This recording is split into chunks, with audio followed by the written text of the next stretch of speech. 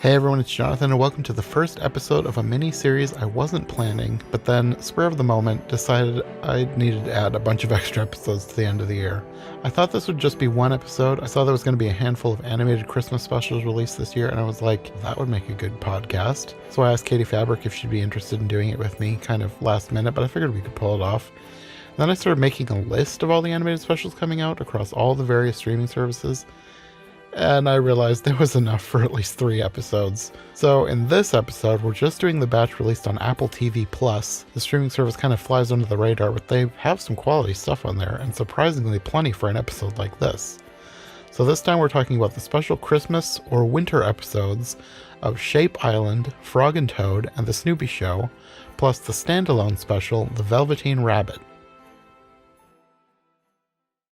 Let's start with the Shape Island Winter Special. Had you heard of Shape Island before?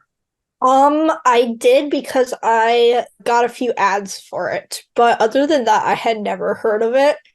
And this was my first time watching it because I don't usually have Apple TV. Mm-hmm. So, I've heard about it here and there, but it's not like a huge thing that people seem to talk about. I had briefly heard about it somewhere. I don't remember where, and I remember people talking about it being cute and saying it had a good voice cast. That's basically all I knew about it. And I was pleasantly surprised by this. Yeah.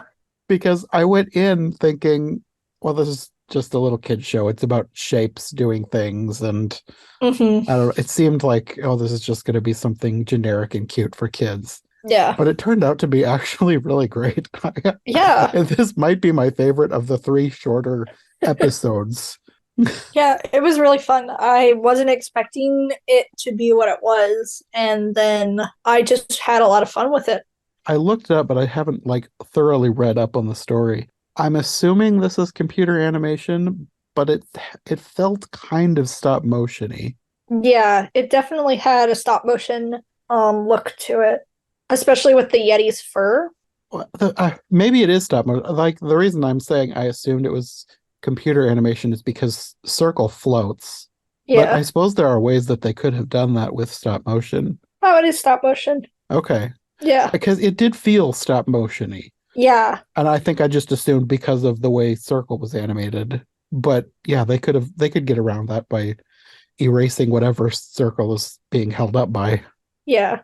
The people that are in the show, I am familiar with a couple of them. It's narrated by Yvette Nicole Brown, who I haven't seen a ton of stuff she's in, but everything that I've seen her in, she just seems like the nicest, funnest person. So I was looking forward to hearing her voice. She wasn't in it a whole lot, but it ended up being fine because I enjoyed everybody else's voice. Yeah. Square is voiced by, and I'm not sure if I'm going to pronounce his name correctly, Harvey Guillen.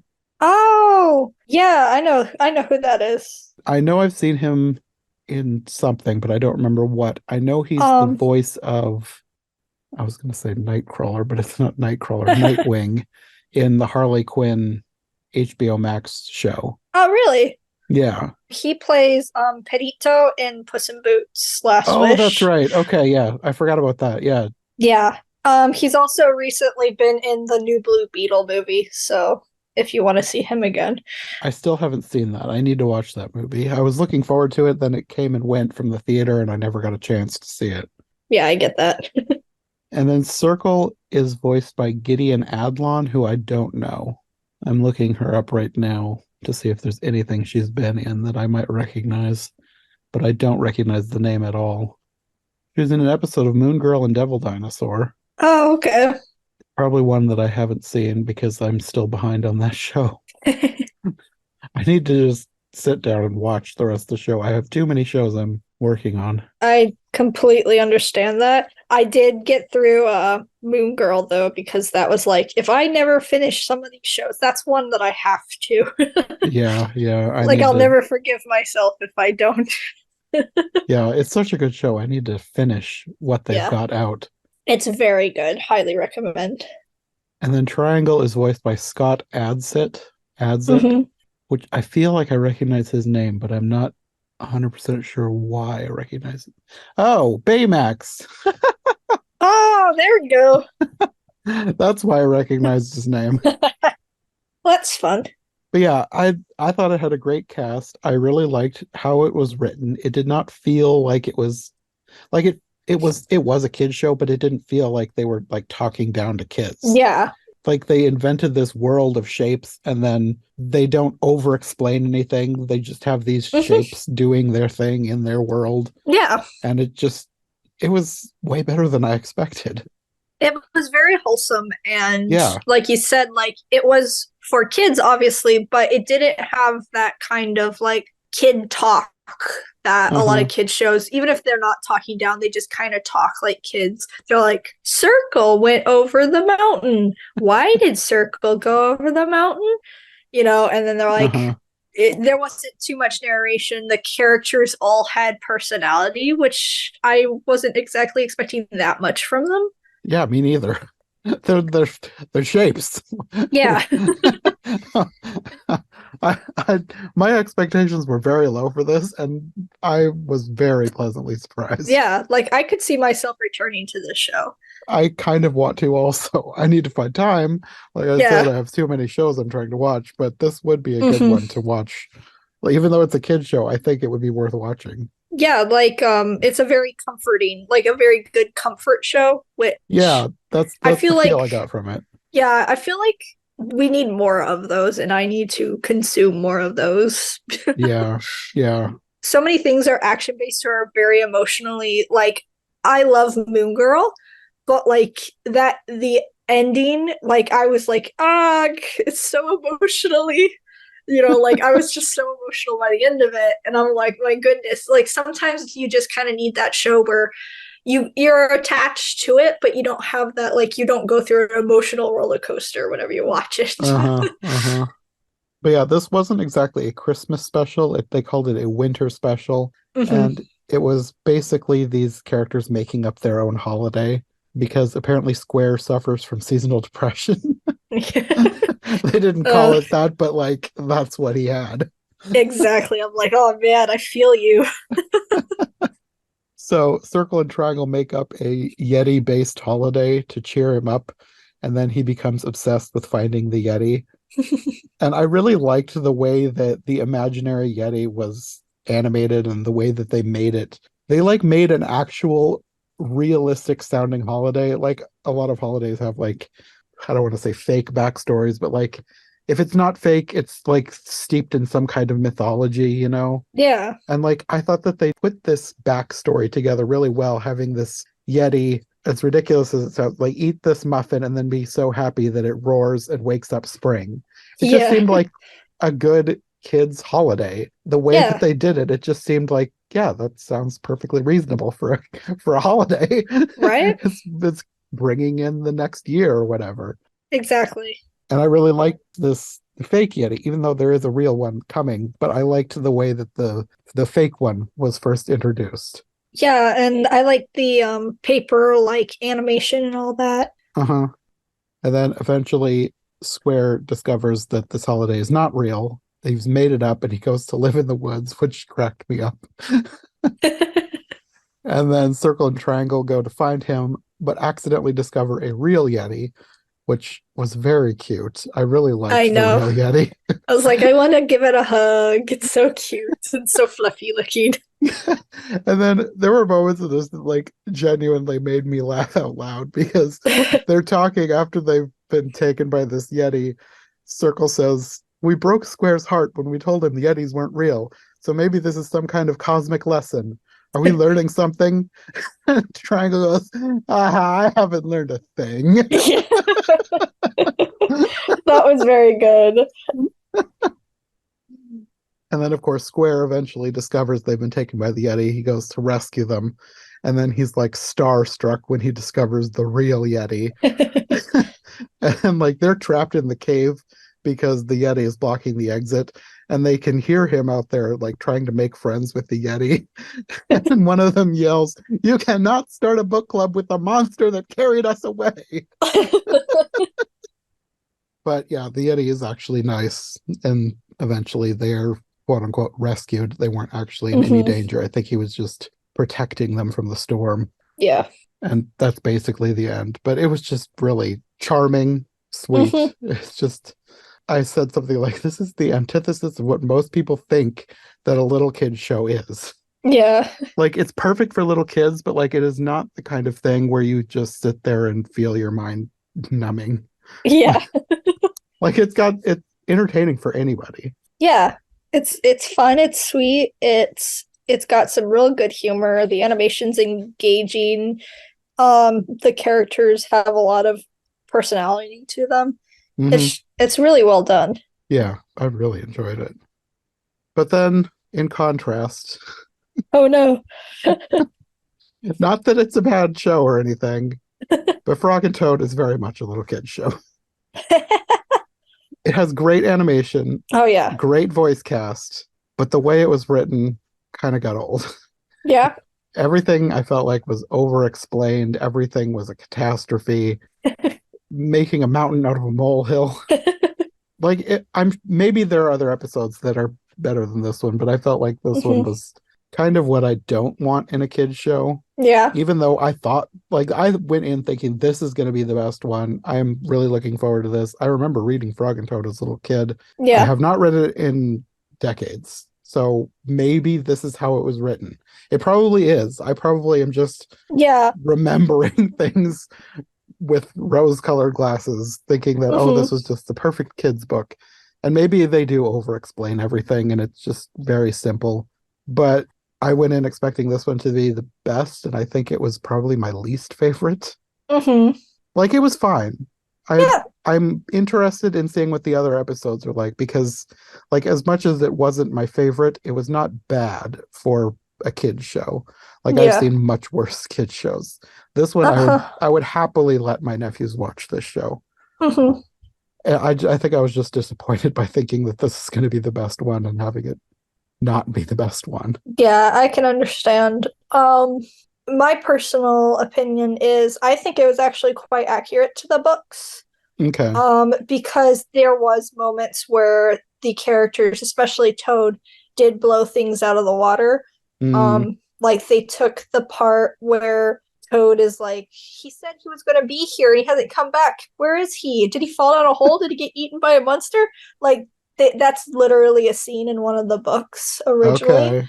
That they took from one of the books where Frog's just late. They were going to have tea together and Frog's just late, so Toad really blows it out of the water, and then Frog shows up and he's just like, oh, I just lost track of time. Okay. And so, that's kind of the story of that. I think I really enjoyed it. I think my only criticism is it could have been maybe shorter, like if they did 10-minute episodes as opposed to it being 20. Yeah. They really stretched it out. It felt a bit stretched out, especially with Toad going around and being like, we're making warm ice cream. Like, I was like, I feel like we didn't need any of that going on. Hmm. We could have just kind of cut out we got to do the ice cream shop thing, and then we got to go do the Help play thing. everybody. Yeah.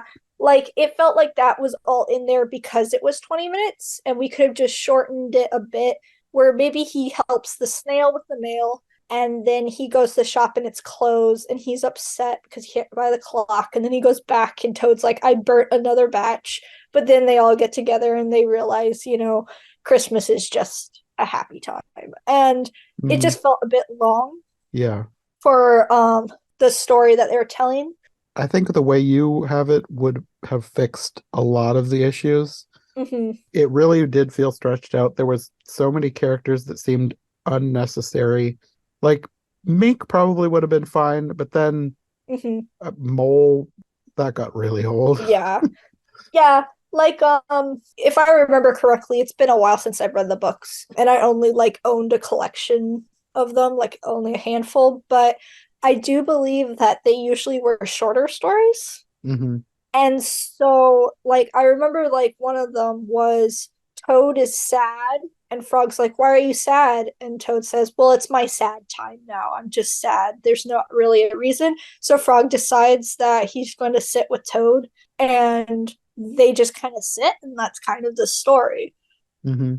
And so I feel like if you're trying to turn that story into a 20-minute episode, obviously you have to fill in time. Hmm.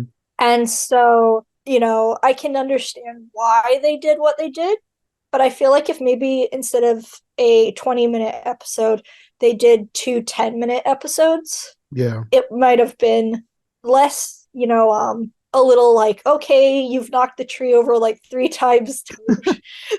Burnt the rolls multiple Yeah. times. How many batches of rolls did he destroy? At least three. Yeah, three got destroyed because he made the first one and then he burnt two.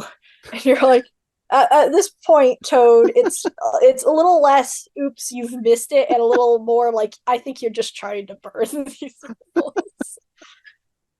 One random thing that I liked was that Mm-hmm. the mail delivery person was a snail. Yeah, that was fun. That's a fun. I love the world of Frog and Toad. And Yeah, I really do love that they captured the art style. yeah. I would be interested in seeing more of this. Mm-hmm. I guess I will assume that I probably won't love it, but maybe this was just one that felt too long. I do think you are right about it needing to be 10 minutes. I think that would have solved a lot of problems Mm.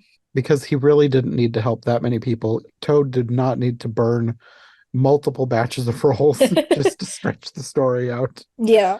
Yeah. If he just had one person he needed to help and one batch of rolls get burned and then have everybody come together to celebrate together at the end, that would have been fine. Yeah. But other than that, the art style was great, and I did enjoy the voice cast. I don't think I'd ever heard who was going to be in the show, so having Kevin Michael Richardson as a Toad, that was pretty great. Yeah. I can't remember who all was in the specific episode, but I'm looking at IMDb. Tom Uh-huh. Kenny was the mink, Yeah. which I'm now looking back, I was like, oh yeah, duh, that was Tom Kenny. Yeah. But there are a lot of people that I recognize the names of, and I don't remember like how I know them. I just know that I've seen them in sitcoms like Betsy Sodero, Ron Mm-hmm. Funches, Margaret Cho, and Yvette Nicole Brown is in the show too, but I don't know if she was in that episode because I don't remember hearing her. If she was, she probably was like a background character or something. Yeah. Yeah, no, Toad and Frog's voice cast they're like perfect. Yeah. Frog was Nat Faxon. I'm not sure who he is. I don't recognize the name. Let me look him up on IMDb. Oh, he's Elfo in Disenchantment, so I have seen him in something. That's another show that I've watched part of and haven't finished yet. Yeah, I think the cast was perfect, and that's exactly how they sounded in my head when I read those books. So, Yeah, Toad, Kevin Michael Richardson, I never would have thought of him as Toad, but hearing his voice, it's absolutely perfect. yeah. He's the perfect voice for a Toad. Well, then we have the Snoopy Show Christmas special. Hmm. I had not seen any of this show. Like, of course, I'm familiar with Peanuts and Peanuts cartoons. I Uh-huh. grew up with the Peanuts comic books. I had a bunch of those and I borrowed some from the library. I didn't watch a whole lot of Peanuts animation. Like the Peanuts Christmas special was not something we watched regularly, which is weird because I loved Peanuts as a comic strip. So he would think that I would be obsessed with the cartoon, but we really didn't watch much of it. I remember watching one movie because the library had it, Bon Voyage, Charlie Brown. Uh-huh. But I think it's probably one of those things where if the library didn't have something, we just didn't watch it. So that's why that's the only one that I watched when I was a kid. Yeah. And I don't remember being aware that it was a tradition to show the Christmas special at Christmas. So I don't know that we watched it yearly. We might have watched it once, maybe twice, but it wasn't a tradition for us. Hmm. Had you seen any of this new version of the cartoon? I had seen trailers, but I hadn't gotten to it because again, I don't have Apple TV. So I hadn't gotten to watch it, but I was really happy with like the animation, the art style. I was like, I really do want to get around to watching this sometime. Mm-hmm. I think I had seen a trailer and I knew that at least part of it was like Snoopy going to outer space. And I thought that was weird and I never looked into it any more than that. But I don't think that's the entire show. I think that that's just what one thing I read said about it. Yeah, Snoopy in space. But yeah, this was actually better than I thought it was going to be because I think I just assumed that it was going to be more modernized. Uh-huh. And it really wasn't. And I think I read somewhere that they made sure that it would feel like the old show. Hmm. Okay, yeah, on Wikipedia they have one of their rules was that no technology produced beyond the 1970s can be featured, Oh, which is a good way to keep it feeling classic. yeah, that's cool. I think something that really helped was that it was a bunch of little shorts as well. Like they felt like Yes, little comic strips, and I yes. liked that. That's exactly what I was just going to say. I think they solved the problem that I must have had with Frog and Toad in that they did not stretch anything out. Because I was Hmm. watching the first one, Happiness is Holiday Traditions, and it started going into Snoopy and Woodstock, they're decorating a Christmas tree. Then he needs a tree topper. And then he's like having this little adventure looking for a tree topper. And I had just watched Frog and Toad, and I was like, oh no, this is going to take forever. This is going to be a half hour of this. And then he finds a star, which is a cookie. Woodstock eats it and then perches on the tree, and he's the star. And that's the end. I was Yeah. like, oh, we're doing little shorts. Okay. It was cute. Yeah. For a split second, I had thought that I had watched 20 minutes, and I was like, wow, that went by fast. I did not think that because I was very well aware of the time because I was trying to watch these before I left for work this morning because I waited way too late to watch these. I have too much Christmas content that I'm working on. Oh no. But yeah, I was well aware of how much time was passing, and this ended very quickly, and I was pleasantly surprised. But it was also good and funny. Like there was a Yeah. scene where Sally is getting ready for Santa, and she's like spraying something, and Charlie Brown's wondering what that smell is. And it just says, the label says elves. It's like, what? It's so random. I love it. That does seem like something that some dollar store freshener fragrance spray would say, just elves. Right. And that's such Charlie Brown humor right there, Peanuts comic strip humor right there. Yeah, just a simple joke, Yeah. but hilarious. And then the next cartoon is Window Wonderland. And you have Charlie and Sally going to see like a Christmas window display. Hmm. I'm guessing this is something that like it's an old-fashioned thing because Yeah. I don't know that stores do things like this anymore, but I have seen similar things in like old movies. Yeah. So basically, this store puts up Christmas displays in all their windows, and all the kids apparently go and look at these every year. And I thought it was funny that like Sally and Lucy are borderline furious that it's the same thing as last year, but Charlie Brown likes it. But then Snoopy and Woodstock get inside, and Charlie Brown is kind of freaking out because his dog is stuck in this window. But then it kind of turns into a fantasy because Snoopy and Woodstock are like playing around, and one of the displays is Nutcracker, and they're imagining they're in the ballet. And then there's also this it's it's kind of like a chintzy present wrapping machine that's kind of cheesy looking. But Yeah. to them, it's like this massive conveyor belt thing that's super dangerous, and Woodstock gets sucked in and put into a present. Well, of course, it all goes by pretty quickly. This is another short one. So Hmm. he's rescued quite quickly, and all the kids love everything that they're watching, except Charlie Brown, who's like stressed out. And he says, minors can't handle this much holiday magic. Yeah, that was so good. I felt like they captured the characters very well in this. Yeah, you could tell that there was a lot of love put into this. Yeah. It did not feel like a modern day reimagining because so many of like modern day reimaginings of things just Yeah, feel like a cheesy copy. exactly. And this felt like the characters. Yep. And then the last cartoon was Spike's Old Fashioned Christmas, which is about Snoopy's brother Spike, who lives in the desert. And this is another this one has a lot of like visual gags that I really Yeah. liked. The cactus with a dead wreath hanging on it. Yes, I love that.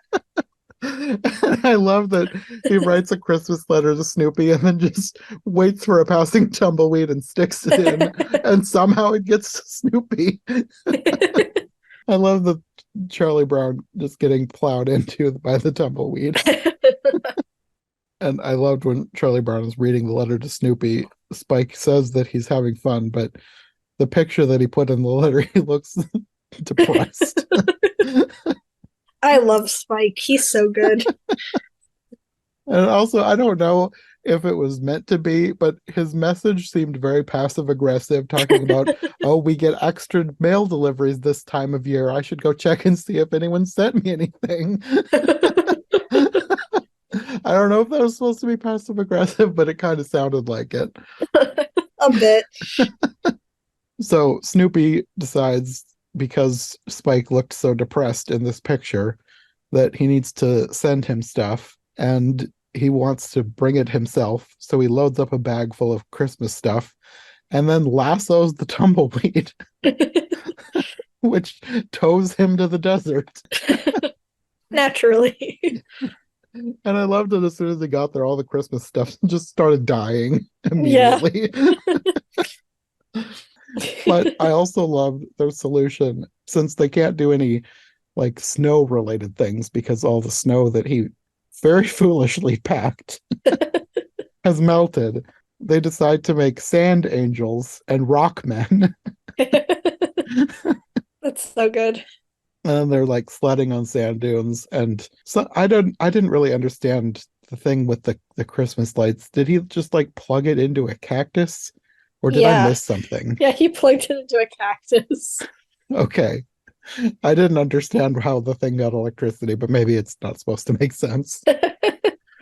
My favorite part of that whole thing, though, was when they made Christmas cookies, and he takes it away, the baking sheet away, like he's going to put it in the oven, but then just sets it on a rock.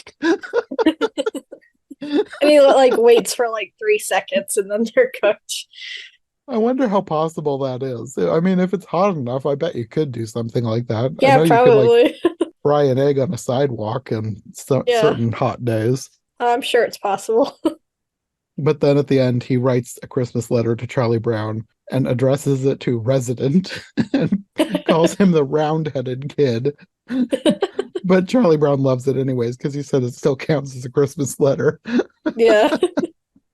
Yeah, I was mostly pleasantly surprised by these. Yeah. I enjoyed most of them more than I thought I would. Even though Frog and Toad was a bit of a disappointment, it still was a good show, technically. Yeah. Voice and art-wise. Mm-hmm. And yeah, the Snoopy Show was a lot better than I expected. And Shape Island was way better than I expected. Yeah, I was a little worried. Like, I was like, oh, great, Apple Plus original Christmas specials. That'll be fun. But they were actually all very well done, and I had fun watching each and every one of these. Yeah, I really enjoyed them. I kind of hope they keep doing this. Like, I don't even remember. Oh, yeah, I was watching a video. It was talking about holiday specials, and I thought it would be a good idea to talk about all the holiday specials. I knew there was some coming out. I completely forgot about the Bad Guys and the Velveteen Rabbit. Uh-huh. I put those two on our list for the animation of 2023. So I knew they were coming. I just completely forgot about them. And I figured that the ones like based on things that I knew would probably end up being the better ones, and the others would kind of be meh. But so far I've been pleasantly surprised. We'll get to others after they come out, but I mean, I'm liking what I've seen so far. Yeah, I'm curious to see how the Disney ones will compare. Yeah. Well, on to the Velveteen Rabbit. Uh-huh. Are you familiar with the Velveteen Rabbit at all? Had you read the book before? I had read the book growing up. I think I have seen a different animated version of it. Let me see. I know there are several versions because I discovered that when I looked up the Wikipedia page for the book. Mm-hmm. Growing up, I think we had the book. I know that I read it at the church we went to when I was really little, had a version of the book, but I think we also had one. So I read it a bunch growing up, but I have not read it since I was a little kid. And I had kind of forgotten what it was about. I just knew it was like a classic early 1900s children's story. Yeah. And when I saw that there was going to be a special of it, I was like, oh, I got to watch that. And then I realized it was a Christmas special. I was like, oh, we need to include it in this. But then I started watching it. I was like, oh, wait, I remember. Yeah. This is going to ruin me, isn't it? Yeah. I will say I did enjoy it. I think it was very well made. However, I don't actually care for the story of the Velveteen Rabbit, and not because I think it's poorly made or anything, but it just makes me sad. Mm, And also I have had rabbits and they have passed, so it reminds me of that. So mm, like okay. I can understand why people I think if you like the story, this is a really good adaptation of it Hmm.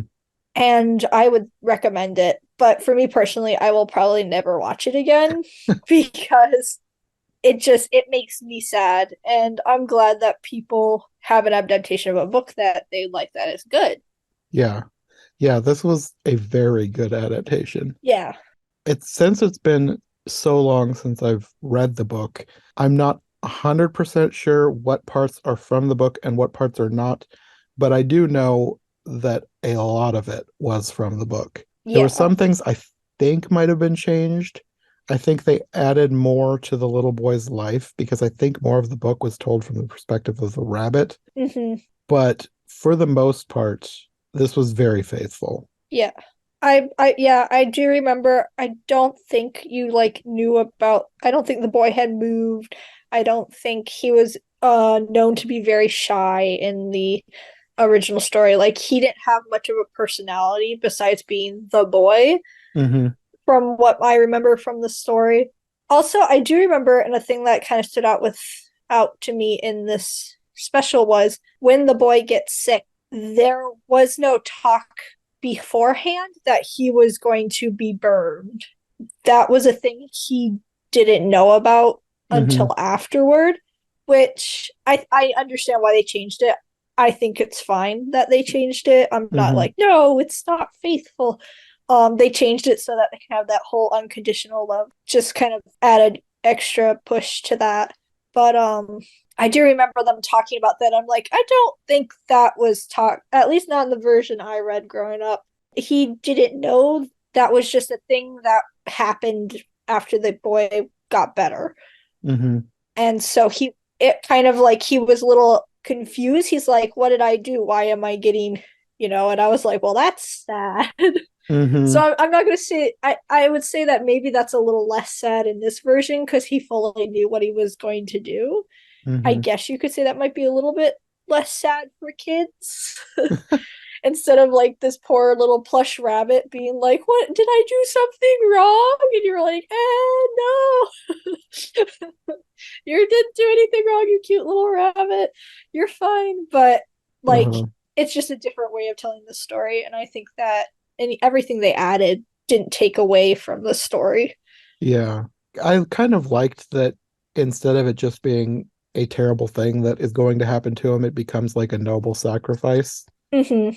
And I think that probably would, maybe, depending on the child, it might be a little easier for a kid to swallow that, yes, this is tragic, but this rabbit is a hero instead of Yeah. this rabbit is now going to be burned for no reason. Yeah.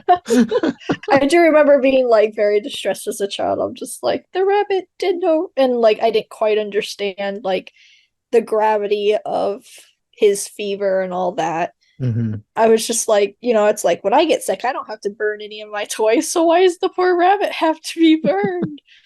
Well, I do remember that I don't know if it said it in the special, but I'm pretty sure in the book it was scarlet fever, which is like Yeah. highly contagious, Yeah. which was why everything needed to be burned. But Yeah. in my memory, and maybe it wasn't, maybe I imagined this because it's not in this movie, so I'm not 100% sure. I thought all the toys got burned, and the Velveteen Rabbit was the only one that survived. I don't think, I do know that they said they burned more toys. Like, they were like, they did list off any toys or sheets or anything. I believe they did list off that more toys also got burned. I don't think they specified anything. Hmm. So, like, I'm pretty sure, like, the wise horse, who introduces herself as the wise horse, which was really funny to me. She's like, hello, I'm the wise horse. I think in the book it was the Skin Horse, Yeah, and I probably changed the name because that's kind of weird in it modern gives you a times. it gives you different. She did have a different name. Also, when you have a narrator, which this short did not have, you could just introduce the wise horse Yeah, or the skin horse yeah.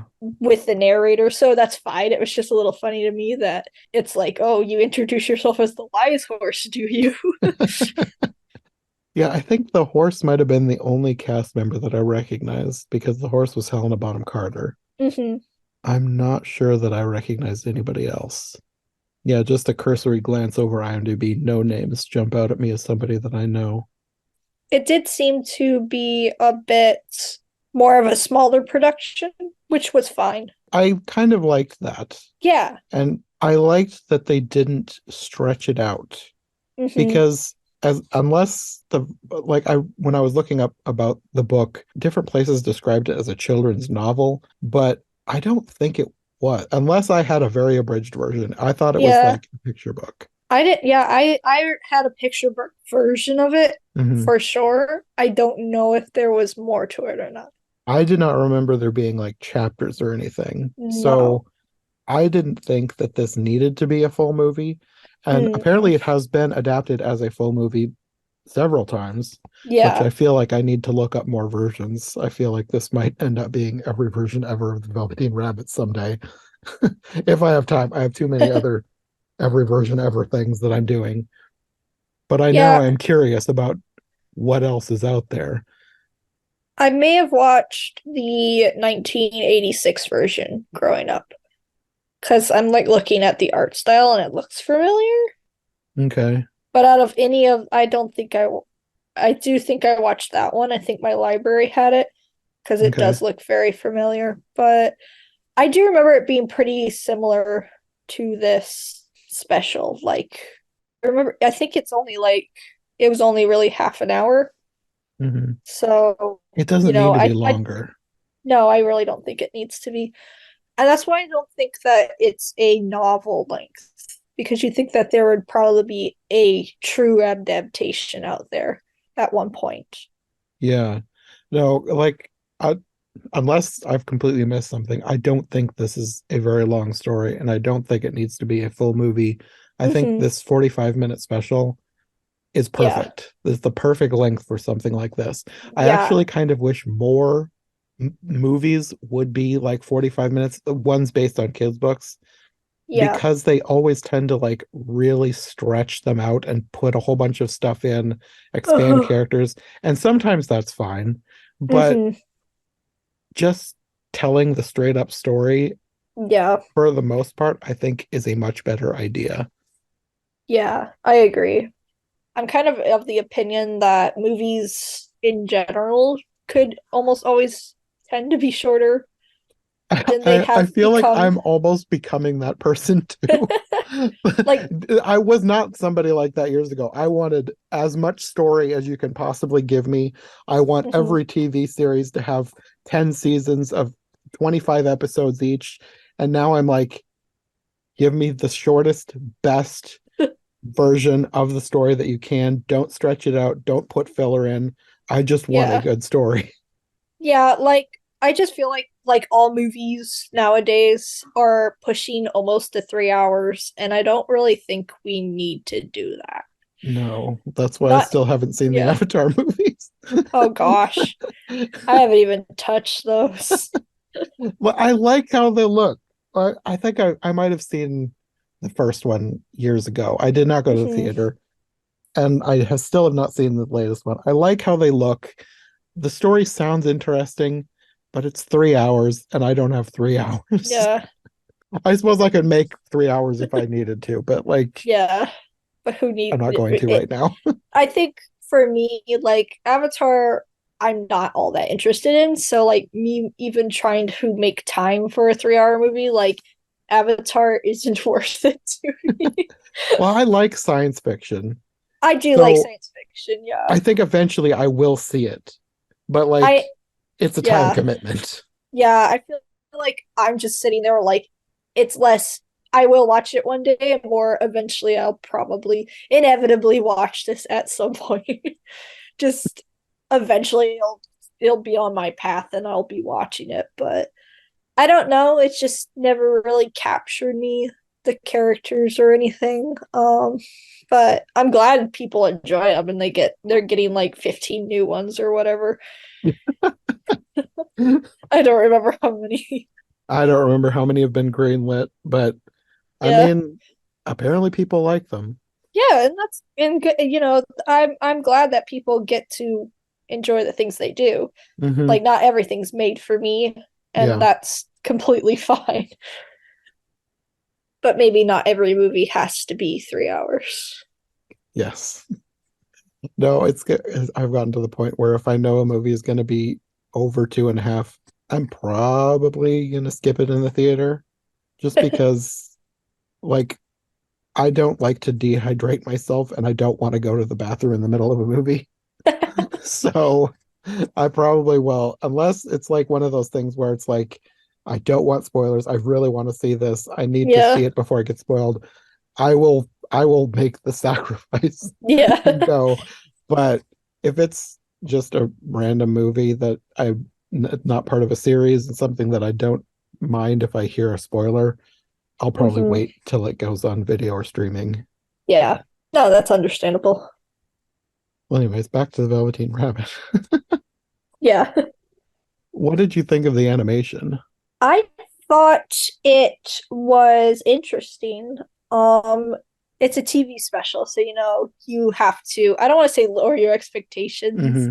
because that sounds mean, because it was well animated and it's not like it took away from anything. I thought that was fun and enjoyable that they Hmm. had little animated sections. I think for me personally, the stylized coloring was a bit odd. I wasn't sure how much I cared for it, but it wasn't like, oh, this is bad or anything. So Hmm. I thought it was fine. I think the animation on the Velveteen Rabbit in plush form was really good. Yeah. I think that the other rabbits didn't look real though, but No. that's fine. No. For the most part, nothing was realistic. Like I think they were Yeah, aiming for fully realistic and they didn't quite get there.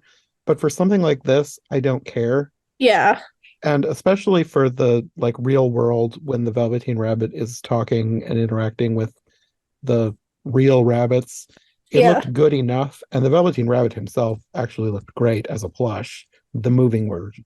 yeah, The 2D animation wasn't the best, but it also was good enough. Like it was not bad at all. I think if this had been something to put in theaters, I would have liked them to do a little bit more. But since it was a yeah. TV special, I think that they did well with the budget they had. It's actually 3D animation with a I cell thought shading to it. so. I thought Yeah, so. I think if it had gone to theaters, I would have wanted it to be 2D. But I yeah, I know think, that for something like this, 2D animation is a big ask and it yeah. takes a long time. So Hmm. I'm more okay with them cutting some corners and doing 3D animation and trying to make it look 2D for something like this. Yeah. I think it worked well and it didn't take away. So like I wouldn't say it was I wouldn't say it's the excuse me. It's not the best animation like I've ever seen. It didn't wow me, but it worked for what they were doing. So like Hmm. it all worked. So would I say I prefer different styles and if, for them to change it probably, but I think that it worked and it was cute. You know, I think the vine swinging was a little stiff, but other than that, like he's swinging on the vine and I'm like, okay, Yeah. that was probably the most out of the movie I became. I'm like, "Oh, if you just did another pass." The most out of the movie I came was the wolf. Oh The yeah, wolf didn't look very good. I actually was thinking that they were going to switch back to the real world and show that it was just like a beagle or something. I yeah. wish that they had done that. Oh, that would have been cute. But yeah, for what it was, the animation was fine. It Yeah. if like I said, if this had been a theatrical film, I would have expected more. But Yeah. for a TV special, I think they did great with a TV budget. Yes, I agree. And kids aren't going to care. No. If I was a child watching this, like I wouldn't have cared at all. No. I like literally said if I was a kid, like I would have had so much fun watching this, except it would have made me sad. I was So just going to say until the end when the rabbit is threatened with death. exactly. Like I think it's really good. Personally though, it makes me extremely sad and I'm not a big person to watch things that I know would make me sad, so I probably wouldn't have watched this on my own time, but I'm glad I did watch it because it was a lot of fun. Yeah. I will say though that if somebody does like things that make you emotional, I think that there is a very high chance that this will. And I say Yeah. that because I don't get emotional about things very much.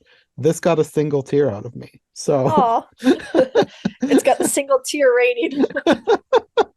Put that on the DVD. if you can get at least one tear out of me, you're doing something right. If you're aiming for emotional. Yeah. So I feel like if somebody who does cry easily watches this, Hmm. it's going to be get all the Kleenexes. The waterworks Oh are yeah. coming. Oh yeah. Yeah. Yeah, that's me. I cry over it's not just if it's sad though. So, I can cry over something that's cute Yeah. or yeah, but nope. Yeah, so if you're looking for like a good heartfelt movie, but you don't want to commit to a really long Yeah. and it not go too sad, it does have a happy ending, which is nice. Yes. Then this is a good one. Yes. Yes. I will say if it had had a bad ending, like if the rabbit had actually been burned, Yeah. I would not be recommending this. I don't No, like sad things with a sad ending. I no. If it's gonna go sad, I want some kind of And uplifting yeah, thing to happen. I need a happiness to the end. Yes, yes. It's the same reason why I generally don't like horror movies because they don't give them good endings. Yeah. Yeah, this is probably my favorite of the things we watched, with Shape Island coming in at a close Hmm. second. I think I would say the Snoopy one because I just love Snoopy so much. And I really enjoyed like just hearing Snoopy make his little Snoopy noises again was really fun. He does have great noises. I just love it. So does Woodstock. I love Woodstock's noises Yes. too. And I don't know, like I love Charlie Brown and everyone, but like Snoopy's super special. So like it was nice that you got a lot of Snoopy in the Hmm. Snoopy show. Who would have thought? Yes. But I think after that, I will put Shape Island as well because while I really do love Frog and Toad, and I'm so happy that it has a cartoon that really captures the energy of those books, I do think that there was a little bit where I was like, it could have been 15 minutes or 10 minutes or Mm. just a little bit shorter, just a little bit of finessing. And maybe it was just that particular story and Hmm. like other ones work better, but I'm hoping so because I feel like I read somewhere that it was a 10-minute cartoon. So maybe it hmm, was just that one because it was a Christmas special, they padded it. yeah, And it I could don't know if be. it actually is. I think I just maybe read that somewhere, and I have not looked into the show myself. So don't Uh-huh. quote me on yes, it's 10 minutes. But I think if it isn't, it would benefit from being that. Yeah. But I think that they all were really good. They were all better than I thought they were going to be. Okay, so I'm looking at Frog and Toad, and yeah, it looks like it's 2 episodes per episode, 2 stories per Okay. episode. So it does look like they just stretched that one out a bit. Well, that's good. I think my issues with it will probably be solved in other episodes then. Well, I've definitely got to watch the first one because it has the cookie story in it, and I love the cookie story. The story is that they both are eating cookies and they're enjoying them too much that they can't stop eating them, so they throw them out the window. I think I might remember that. I love it. It's so funny to me. I love the whimsicalness and nature of that. Those stories. They're just so great. Yeah, they just look so cozy. Yeah. And I love that every one of these, in their own special way, were super wholesome. and sweet. I don't know if it's too early to say this, but I'm feeling like maybe that's the vibe that Apple TV is going for with their, at least with their kids shows. But I Yeah, know also they have a show that I've not watched yet, but keeps getting recommended to me, Ted Lasso, which apparently is yeah. like a very cozy show for adults. Yeah, that's what I've heard. I think it was originally somewhere else and then Apple TV picked it up, if I Okay. remember. Because I remember people were like, watch it here. And then I think like the last few seasons, but I did hear that that is a very cozy. I've heard a lot of people say it's a very comforting show. Yeah, it's one that I've been meaning to watch, but Mm-hmm. I have, I have too But many shows that shows, I'm meaning to watch. but television. Calm down, television. I can't keep up. Yeah. Okay, well, I think that will be all for this one. I think I probably am going to end up splitting this into three sections, three different episodes. I don't know that I'm going to edit all these into one mega episode. Uh-huh. So I think this will be the end of episode one.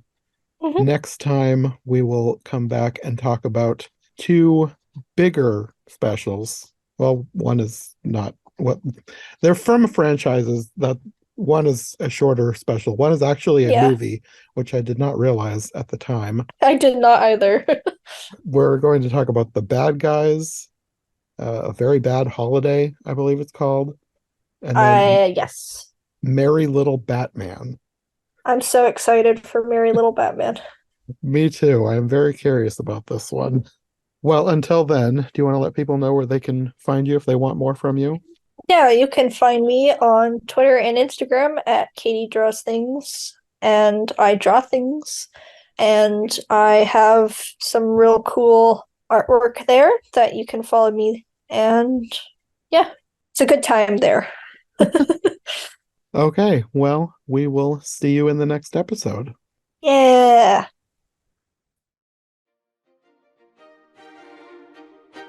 Thanks for listening to iHeart Animation. If you like what you've heard, make sure to subscribe on your preferred podcast platform or to our YouTube channel. Make sure to follow my co-hosts as well, and if you want more content from us, check out one of the other podcasts in the iHeart Movies Podcast Network, or check out my brand new Patreon. My link tree, as well as any other relevant links, will be in the description. We'll be back soon with another brand new episode, so thanks for listening, and we'll see you next time.